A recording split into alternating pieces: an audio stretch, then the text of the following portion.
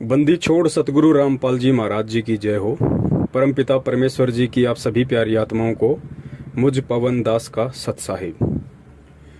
पुण्यात्माओं, आप सभी को पता है कि परमपिता परमेश्वर जी ने 4-5 व्हाट्सएप पे शंका समाधान नाम से ग्रुप बनवा रखे हैं। ऐसे ही शंका समाधान ग्रुप नंबर 1 में आज एक किसी भगत भाई का, जो कि राजस्थान के टोंक से हैं,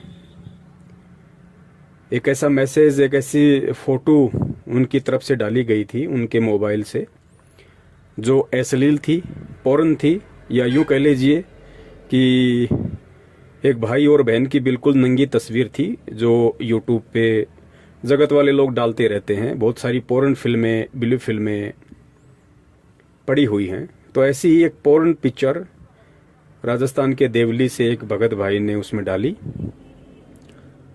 और डालने के बाद में काफ़ी भगत भाई बहनों के रिएक्शन भी आए।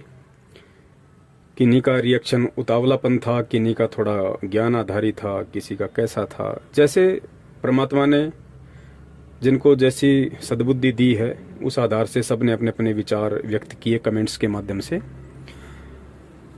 तो दास उसको देख नहीं पाया था, अभी परमात्मा ने दया की है। तो परमात्मा ने दास के अंदर प्रेरणा की कि एक छोटा सा संदेश भगत समाज को जाना चाहिए। बात ये नहीं है कि किसी भगत भाई ने पोर्न पिक्चर क्यों डाली या लोगों ने कमेंट्स क्यों किए, नहीं। मैं इन दोनों बातों से हटके परमात्मा ने जो प्रेरणा की है उस आधार से छोटा सा संदेश देना चाहूंगा। देखो पुण्यात्माओं, आप और हम कोई सामान्य आत्मा नहीं है, और वो व्यक्ति कोई सामान्य आत्मा नहीं है जो गुरुदेव की शरण में है या गुरुदेव की शरण में आने वाला है, क्योंकि विशेष आत्मा ही परमपिता परमेश्वर कबीर साहिब जी को अपना गुरु बनाती हैं। और इस सत भक्ति को अपनाने के बाद में पूज्य गुरुदेव जी ने बताया कि जो गुरु होता है वो लोहार का भी काम करता है, वो कुम्हार का भी काम करता है। जिस प्रकार कुम्हार मटके को अंदर से हाथ रख के बाहर उसको चोट मारता है हल्की हल्की, और लोहार भी लोहे की कोई चीज बनाने के लिए, उसको मूल्यवान बनाने के लिए, कीमत बनाने के लिए, और 5 रुपए की लोहे की कोई कैंची या कोई चाकू, कोई ऐसी चीज बना देता है कि मार्केट में, बाजार में उसकी कीमत लोहे से कई गुना ज्यादा हो जाती है। लेकिन उसके लिए लोहार कितना उसको जलाता है, उसको तपाता है, फिर चोट मारता है, कितना बारीकी से जो चीज़ बनाना चाहता है उसको तराशता है।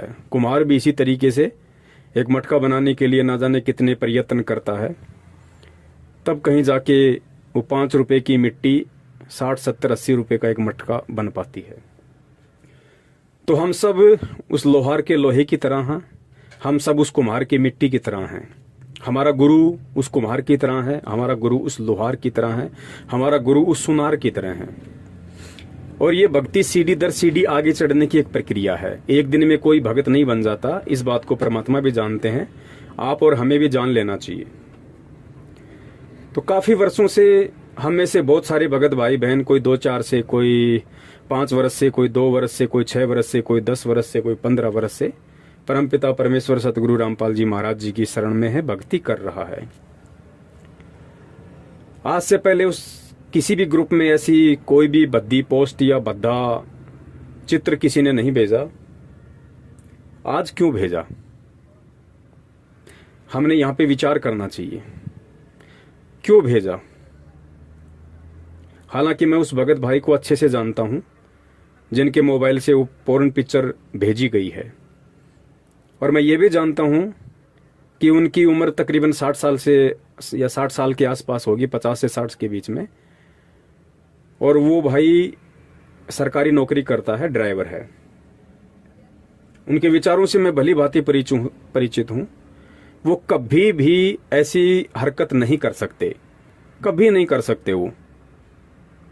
तो हो सकता है गलती से, क्योंकि आप भी जानते हो बच्चों के पास में भी मोबाइल काफ़ी समय रहता है, छोटे बच्चों के पास भी।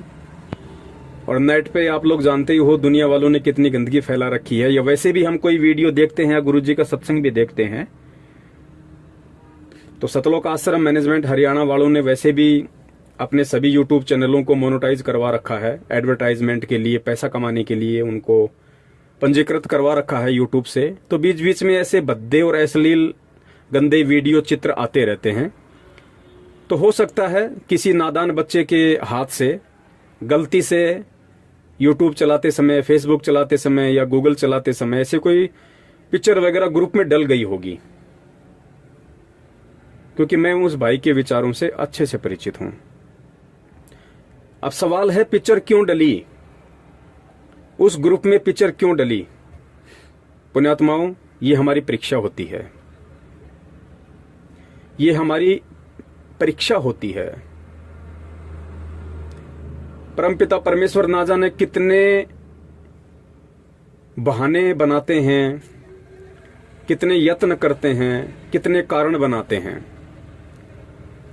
और परमात्मा अपने बच्चों को चेक करते हैं कि मेरी भक्ति का इनके ऊपर कितना असर हुआ।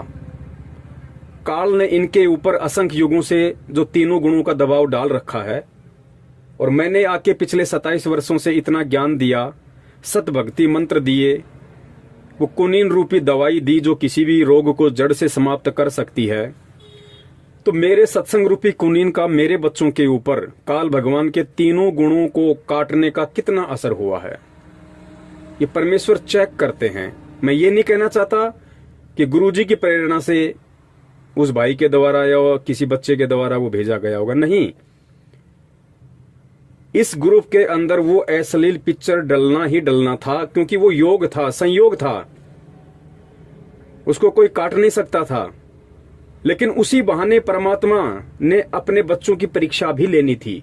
जिस प्रकार बरवाला कांड और करोथा कांड के विषय में कहा था पूज्य गुरुदेव ने कि ये जो करोथा कांड था ये काल भगवान का झकझोल था, काल भगवान की साजिश थी। और इसी बहाने परमात्मा ने भी अपने बच्चों की परख कर ली कि मेरे हीरे कितने कच्चे हैं और कितने पक्के हैं। तो पुण्यात्माओं, हर चीज का एक समय निर्धारित होता है, हर घटना का घटित होना पहले से निर्धारित होता है।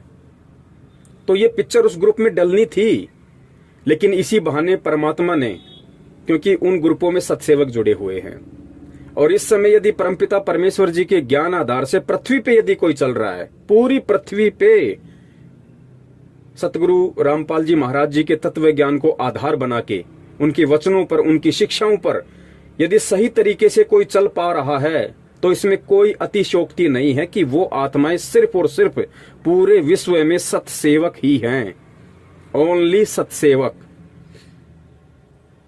तो पुण्यात्मा, गुरुदेव ने बताया कि जो बच्चा स्कूल में जाता है ना, नियम भी उसी के ऊपर लागू होते हैं, ड्रेस कोड भी उसी बच्चे के ऊपर लागू होता है, डिसिप्लिन भी उसी बच्चे के ऊपर लागू होता है, होमवर्क नहीं किया तो पिटाई भी उसी बच्चे की होती है जो स्कूल में एडमिट होता है। और जो बच्चा बाहर गधे के ऊपर बैठ के मजे ले रहा होता है, टीचर उसको कुछ नहीं कहता। तो सत्सेवकों के ग्रुप में ही ये पिक्चर क्यों डली, क्योंकि उन ग्रुपों में ज्ञान आधारी आत्माएं जुड़ी हुई हैं, और परमेश्वर ने उस पिक्चर के माध्यम से अपने बच्चों के हृदय को, आत्मा को, भाव को, आचार को, विचार को, उनके चरित्र को, उनके देखने के नजरिए को, दृष्टिकोण को परमेश्वर ने चेक करना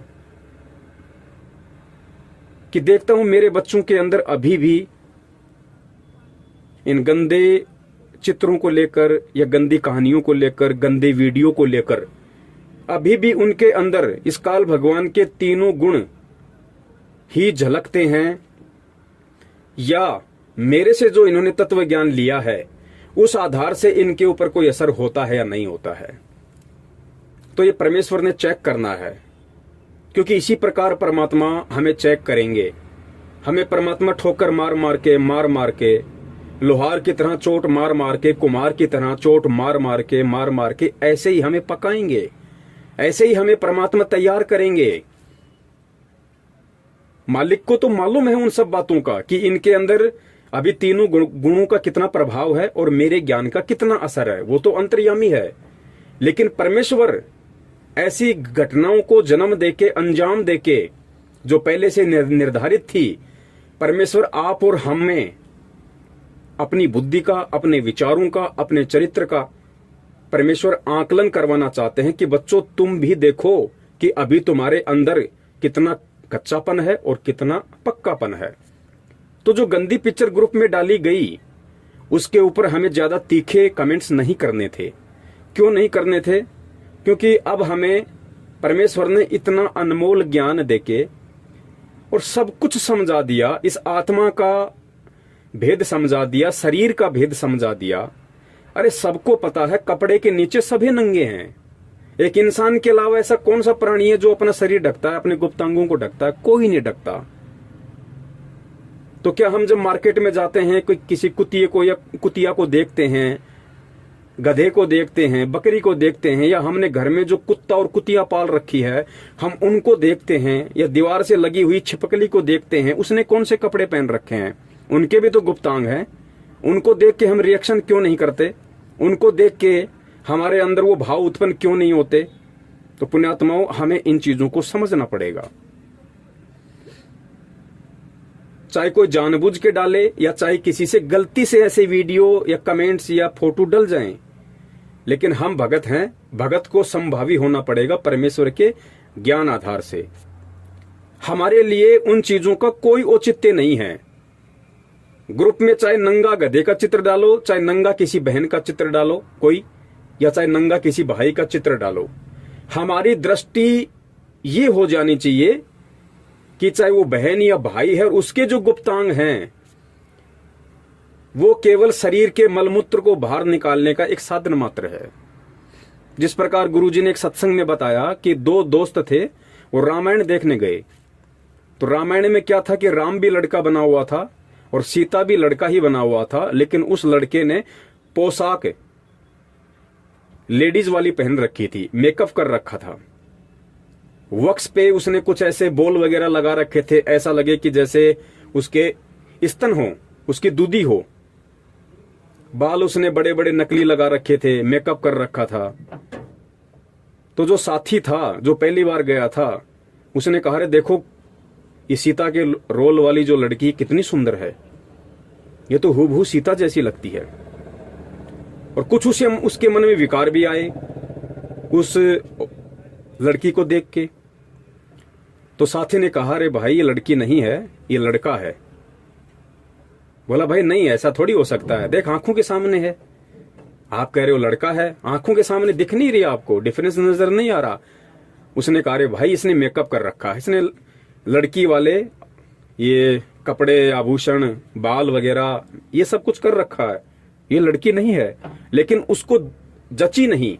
बोला भाई ऐसा नहीं हो सकता, ये तो लड़की है भाई, और देख कितनी सुंदर है। तो उसका भ्रम निवारण करने के लिए रामायण खत्म होने के बाद दोस्त उसको उस कमरे में ले गया जहां पे वो सीता का रोल कर रहा लड़का अपने वस्त्र वगैरह, अपना मेकअप वगैरह उतारता था। तो वहां गए और उसकी आंखों के सामने जब उस लड़के ने बाल उतारे, कानों से कुंडल उतारे और अपनी छाती के ऊपर जो बोल लगा रखी थी या कोई भी ऐसी वस्तु लगा रखी थी, ऐसा लगे कि जैसे उसकी दूधी है। तो जब उसकी आंखों के सामने उसने सारे कपड़े उतारे और जब हाथ मुंह धोया और जब वो लड़का सामने खड़ा हुआ दिखाई दिया तो उसका भ्रम टूटा। अरे भाई वास्तव में मैं तो भ्रमजाल में था, ये तो वास्तव में लड़का है भाई। और दूसरे दिन जब फिर वो रामायण देखने गए तो गुरुजी ने कहा कि वही लड़का वापस वही आभूषण पहन के, वही हार श्रृंगार करके, वही मेकअप करके, सीता वाला वही बोल वगैरह लगा के और रामायण के मंच पे आ गया। लेकिन उस दिन उस लड़के के मन में जरा भी कोई विकार या विक्षेप नहीं आया और ना ही ये भाव आया कि ये लड़की है, क्योंकि उसने हकीकत अपनी आंखों से देख ली थी कि ये लड़की नहीं लड़का है, इसने केवल मेकअप कर रखा है। तो पुण्यात्माओं, गुरुजी ने बताया कि बच्चों ठीक इसी प्रकार इस काल भगवान ने इस एक आत्मा को दो आवरण पहना रखे हैं। एक ही आत्मा को एक पुरुष का आवरण पहना दिया और एक को स्त्री का आवरण पहना दिया, और तीनों गुणों के प्रभाव से हमारे को ऐसा बांध के रख दिया है कि हम इस भेद को डिफरेंशिएट नहीं कर पा रहे, हम इस अंतर को मिटा नहीं पा रहे थे। लेकिन पुण्यात्माओं, आज तो गुरुदेव ने हमें ज्ञान दे दिया आज परमेश्वर ने हमें आत्मा से लेके परमात्मा तक सारा भेद बता दिया, आत्म ज्ञान करवा दिया, परमात्म ज्ञान करवा दिया। अब तो हमारे जानने का समय है। और ऐसे समय में यदि हम इस तरह का रिएक्शन उन चीजों को लेके करेंगे, ठीक है, उस भाई ने अगर अपने मोबाइल से पिक्चर डाली है या डल गई, तो हमारा रिएक्शन कुछ और होना चाहिए था, थोड़ा प्यार से, कि भाई हो सकता है गलती से डल गई होगी, लेकिन आगे से भगत जी ध्यान रखिए। हो सकता है हमें उसको फोन करना चाहिए था, ग्रुप में कमेंट्स करने के बजाय। अगर गलती से उससे वो फोटो डली होगी, और जिन जिन आत्माओं ने उस फोटो के ऊपर जैसे जैसे कमेंट्स कर दिए, उसके बाद जब वो भाई उन कमेंट्स को पढ़ेगा, तो सोचो उस आत्मा के ऊपर क्या बीतेगी कि मेरे भगत भाई परमात्मा से ज्ञान लेने के बाद इतना सा धैर्य नहीं रख पाए, इतना सा संतोष नहीं रख पाए, कम से कम मुझे फोन कर लेते या मेरा स्पष्टीकरण देख लेते एक बार इस ग्रुप में कि भाई मैंने जानबूझ के डाला है या मेरे से गलती से डल गया, उसके बाद कोई रिएक्शन करते। पुण्यात्माओं, परमेश्वर जी ने हमें क्या ज्ञान दिया, परमेश्वर हमें क्या बनाना चाहते हैं, और हम उस ज्ञान को किस तरीके से ले रहे हैं, और हम क्या बनने की दिशा में आगे बढ़ रहे हैं। पुण्यात्माओं, हमारी स्थिति इन गुप्तांगों को लेके एक 2 या 5 वर्ष के बच्चे जैसी हो जानी चाहिए। जिस प्रकार एक 2 साल का या 5 साल का बच्चा अपनी माँ के साथ नहाने के लिए जिद करने लग जाए, तो माँ उस बच्चे को बाथरूम में अंदर ले लेती है, और माँ यदि निवस्त्र होके नहा रही है तो बच्चे को भी निवस्त्र करके नहलाती है। लेकिन उस बच्चे का ध्यान अपनी माता या बहन के गुप्तांगों पे नहीं जाता है। क्यों नहीं जाता? क्योंकि वो बच्चा विकार रहित होता है, उसके ऊपर तीनों गुणों का प्रभाव नहीं होता। उस समय तो स्वाभाविक नहीं होता, क्योंकि 12 साल के बच्चे के ऊपर इन गुणों का इतना प्रभाव नहीं होता। 12 साल के बाद में उस बच्चे के ऊपर प्रभाव होना शुरू होता है। और धर्मशास्त्रों के अनुसार यमराज भी 12 वर्ष तक के बच्चे को किसी भी कुकृत्य के लिए वो सजा नहीं देता है जो सजा 12 साल के उपरांत किसी व्यक्ति को उस कुकृत्य के लिए मिलती है। क्योंकि वेदों में 12 साल तक के बच्चे को नादान अबोध कहा जाता है, उसको क्षमा दान दिया जाता है। तो पुण्यात्माओं, उस समय तो वो नादान बच्चा, अबोध बच्चा, इसलिए उसके ऊपर विकार हावी नहीं। लेकिन आज तो हमें परमेश्वर ने तत्व ज्ञान दे दिया पुण्यात्माओं। अब हमें इन विकारों को लेकर नादान हो जाना चाहिए, अबोध हो जाना चाहिए, और हमारे बोलने का तरीका, किसी भी चीज को देखने का दृष्टिकोण एक भगत के जैसा होना चाहिए। गुरुदेव ने तो यहां तक कहा है कि मानुष्य देवता किया करत न लाई वार, कि इस ज्ञान के माध्यम से आपको अपने शरण में लेते ही पुण्यात्माओं मैं आपको आम इंसान से देवता की कैटेगरी में खड़ा कर देता हूं। लेकिन पुण्यात्माओं, हमें देवता तक ही संतुष्ट नहीं रहना है। फिर गुरुदेव ने बताया कि देवलोकों में भी यही आग लगी हुई है, वहां भी अर्धनग्न डांस, वासना, सब कुछ यही रोग। हमें तो देवताओं से ऊपर उठ के हंस बनना है, हंस। और वो प्रक्रिया हमसे परमात्मा यही अपनवाएंगे। हंस भी परमात्मा हमें इसी पृथ्वी लोक पे बनाएंगे। तो सबसे पहले तो देखो, हम बार बार कहते हैं एक दूसरे को कि भगत के 5 गुण होते हैं, भगत के 5 लक्षण होते हैं, शील, संतोष, अक्षमा, धैर्य, विवेक। लेकिन अपनी अंतरात्मा से कभी विचार किया करो पुण्यात्माओं, क्या हम उन 5 का थोड़ा बहुत भी यूज करते हैं? क्या हमने उन 5 गुणों को अपने अंदर धारण करना शुरू किया है?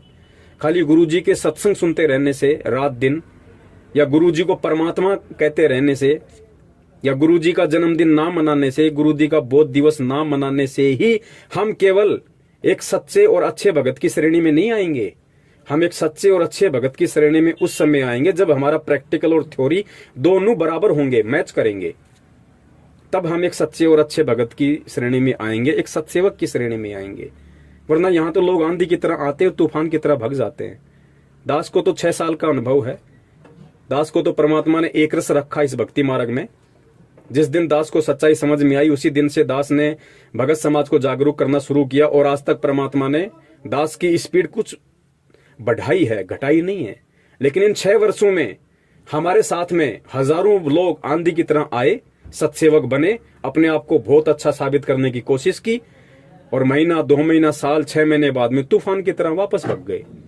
लेकिन हमें उनसे कोई फर्क नहीं पड़ा, और ना पड़ता और ना पड़ना चाहिए, क्योंकि इस भक्ति मार्ग पे वही टिकेगा जिसको गुरुदेव ने सूरमा की संज्ञा दी है, सूरवीर की संज्ञा दी है। तो मेरा आप सभी भाई बहनों से निवेदन है, हम परमेश्वर को दुखी ना करें, क्योंकि इन्हीं बातों से परमात्मा दुखी होते हैं। हमारे अंदर देखो, मैं भी मार्केट में गाड़ी लगाता हूं, मेरे पास भी ऐसे ऐसे बहुत सारे लोग आते हैं। कोई शराब पी के आता है, कोई गाड़ी में बैठा बैठा ऑर्डर करता है, कोई एक ही बार में 3-3 बार बोलता है भाई ये लेके आ, प्याज लेके आ, थोड़ा दही और डाल, थोड़ी ग्रेवी डाल। आता है मेरे अंदर भी वो भाव कि देखिए कितना बड़ा अपने आप को, 2 कौड़े की औकात नहीं है और अज्ञानता में अपने आप को कितना बड़ा समझ रहा है, गाड़ी से नीचे नहीं उतर सकता। लेकिन पुण्यात्माओं, फिर वो परमेश्वर का जो ज्ञान है वो सामने आके खड़ा हो जाता है। वो दीवार परमात्मा की तत्व ज्ञान वाली सामने खड़ी हो जाती है कि भाई ये अज्ञानी है, नादान है। सत्संग लेने से पहले मेरी भी तो ऐसी हालत थी, हम भी तो ऐसे ही टोरा दिखाया करते थे, दादागिरी दिखाया करते थे, मूर्खता में, अज्ञानता में, नादानी में। और फिर ध्यान आता है जब गुरुजी जब चिड़ी गांव में सत्संग करने गए थे, वापस आते समय जब कुछ असामाजिक तत्वों ने गुरुजी की गाड़ी के आगे गाड़ी लगा दी और सारी सृष्टि के रचनहार जिसके आधे बाल के ऊपर पूरी सृष्टि नहीं है, उसको कह रहा है कि कान पकड़ उठक बैठक निकाल। तो उस समर्थ परमेश्वर ने कान पकड़े, उठक बैठक निकाली। बोल दोबारा इस गांव में सत्संग करने नहीं आऊंगा। हाँ भाई, इस गांव में सत्संग करने नहीं आऊंगा भाई, माफी दे दे, आज के बाद नहीं आऊंगा। तो ये सारी बातें फिर याद आती हैं, और याद आती हैं तो फिर परमात्मा चेतना देते हैं कि भाई तेरी औकात क्या है, तेरी क्या बुनियाद प्राणी, तेरी औकात क्या भाई। अरे मैं चाहूं तो राजा को उंगली पे नचा दूं। परमेश्वर कहते हैं कि मैं चाहूं तो राजा को उंगली पे नचा दूं, और तुम्हारी औकात अपनी औरत को, अपने बच्चों को उंगली पे नचाने की नहीं है, और फिर भी तुम अपने आप में घमंडी बने फिरते हो, तुम अपने आप में अहंकार को लादे फिरते हो। तो पुण्यात्माओं, हमें कितना अधीन, कितना विनम्र, कितना इस परमेश्वर के ज्ञान को आधार बना के हमने हंस बनना होगा। ठीक है, शुरू में नहीं होता, एक बार में नहीं होता। सत्संग सुनते रहने से भी कई बार बातें हमारे दिमाग के ऊपर से निकल जाती है। इसीलिए परमात्मा ने ये साध संगति रखवाई है, ये शंका समाधान के प्रोग्राम रखवाए हैं। एक दूसरे भगत भाई बहनों को आपस में जोड़ने के लिए फेसबुक चलाई है, व्हाट्सएप चलाई है, यूट्यूब चलाई है, ताकि हम एक दूसरे से सीखें। कोई अगर कोई बात बोलता है तो हम उसी की बात को ना जानते ना। अभी एक थोड़े दिन पहले एक भाई था, बहुत अच्छे संपर्क है मेरे उससे, 2 साल से संपर्क हैं, सत्सेवक बना हुआ है, जयपुर का रहने वाला है। और जैसे ही मैंने ये कल्कि वाला जो वीडियो उसके पास भेजा, लाइव वाला, और उस पे हेडलाइन लिखी हुई थी कि असली कल्कि अवतार संत रामपाल जी महाराज है, तुरंत उसने कमेंट्स कर दिया कि भगत जी, भगत समाज को क्यों मूर्ख बना रहे हो, आप गुरुजी को काल का अवतार क्यों साबित कर रहे हो।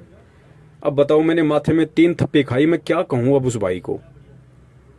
तो मैंने उसको यही कमेंट्स में लिख के भेजा कि भैया, परमेश्वर के ज्ञान आधार से मुझे ऐसा लगता है कि पढ़े लिखे अंधे ऐसे ही व्यक्तियों को कहा जाता है जो व्यक्ति पैकेट को खोले बिना ही अपना मत प्रकट कर देते हैं कि इस पैकेट में क्या है। ऐसे व्यक्तियों को ही पढ़ा लिखा अंधा कहा जाता है। उसके बाद उसका कोई जवाब नहीं आया, क्योंकि फिर उसने वीडियो देखा होगा, और वीडियो देखा होगा तो उसके समझ में आ गया होगा कि पवनदास कौन से कल्कि की बात कर रहा है। तो पुण्यात्माओं, हमें बहुत सोचना पड़ेगा, बहुत समझना पड़ेगा।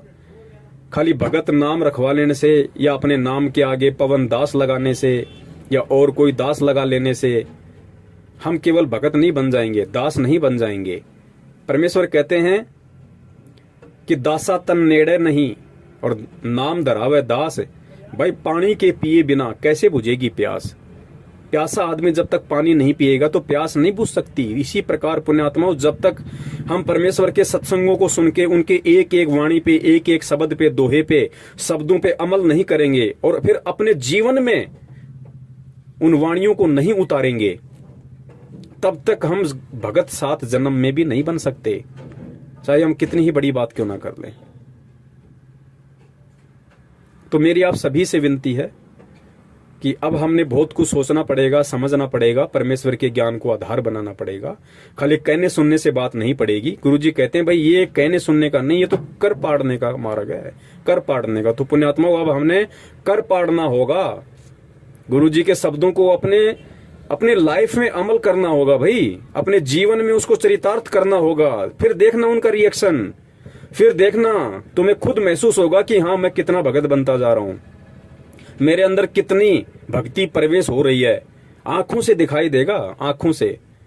क्योंकि बीमार व्यक्ति के अंदर यदि वो गोली दवाई यदि मुंह से या इंजेक्शन से यदि अंदर नहीं जाएगी तो गुरुजी कहते हैं कैसे असर करेगी उस रोग के ऊपर, कैसे अटैक करेगी। तो गुरुजी कहते हैं कि इन कानों के माध्यम से ये जो सत्संग रूपी दवाई है इसको अंदर जाने दो पूरा, तब जाके ये अंदर रिएक्शन करेगी। तो मेरा तो आप सभी भाई बहनों से जो भी इस ऑडियो को सुन रहे हैं, मेरी हाथ जोड़ के आप सभी से यही मेरा निवेदन है, मेरी प्रार्थना है। सतसेवक एक ग्रुप या सतसेवक नाम यदि किसी भगत के पहले परमात्मा ने रखवाया है तो बहुत सोच समझ के परमेश्वर ने रखवाया है।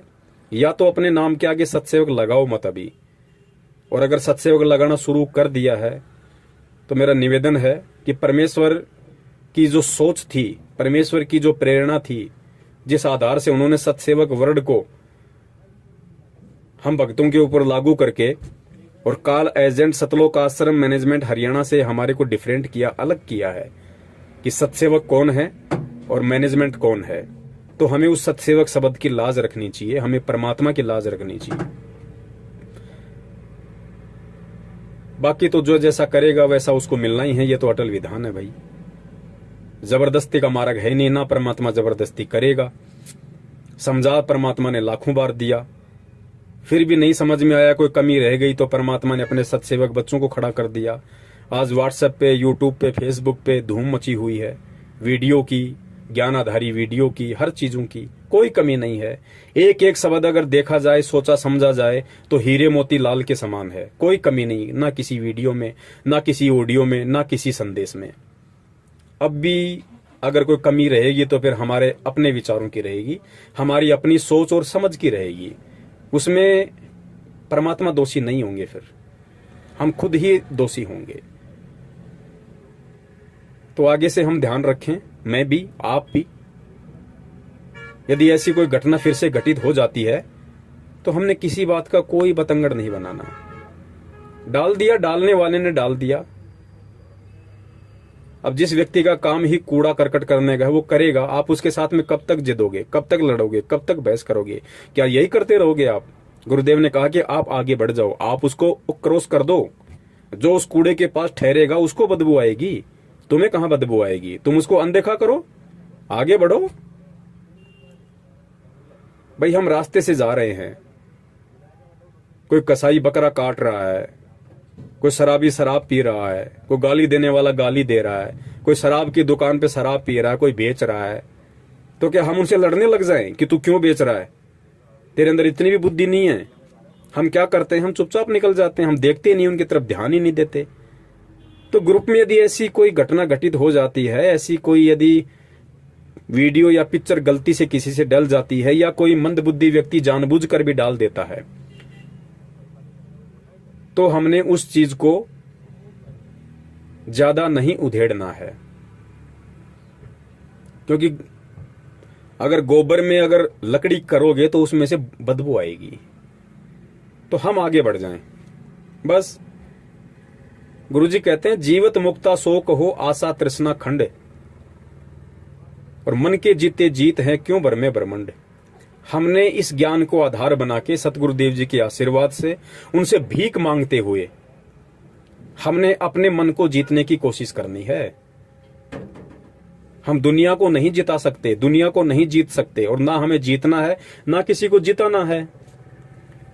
हम खुद यदि उन चीजों पे काबू प्राप्त कर लेंगे तो सोचो हम जीत गए, हम परमेश्वर की परीक्षा में सफल हुए। परमात्मा सब देख रहा है, कौन जानबूझ के कर रहा है, कौन अनजाने में कर रहा है, उसी अनुसार उसको आने वाले समय में उसका रिजल्ट मिलेगा। बस इतनी सी बात है, संदेशा देना हमारा काम है। ऐसी कोई घटना यदि घटित होती है हमारी आंखों के सामने और यदि हमें उचित लगता है तो एक प्यारा सा मैसेज हमें जरूर छोड़ना है, और ऐसा मैसेज छोड़ना है कि दूसरे भगत भाई बहनों को भी अच्छा लगे, उनको भी एक मैसेज जाए कि हाँ भाई, मैं भी अगर नेक्स्ट टाइम कभी अगर किसी को कोई संदेश दूं, कोई मैसेज दूं, तो मैं भी इन शब्दों का प्रयोग करूं ताकि सबके ऊपर उसका सकारात्मक असर हो। तो इन्हीं शब्दों के साथ दास अपने विचारों को विराम देता है। मेरा मकसद यहाँ किसी भाई बहन के कमेंट्स को लेके उनसे नाराज होते हुए प्रतिक्रिया देना नहीं था। इस चीज को दिलो दिमाग से आप जी निकाल देना। परमात्मा की प्रेरणा से मेरा मकसद इस ग्रुप के सभी भाई बहनों को परमेश्वर की प्रेरणा से, उनके आशीर्वाद से एक संदेश देना था कि अभी हम इस भक्ति मार्ग में कहाँ हैं और हमें कहाँ पहुंचना है। उसके लिए हमें हमारी सोच को, हमारी बुद्धि को, हमारे विचारों को कितना परिपक्व करना पड़ेगा, गुरु जी के ज्ञान को कितना आधार बनाना पड़ेगा, तब हम उन चीजों को अचीव कर पाएंगे, अन्यथा नहीं।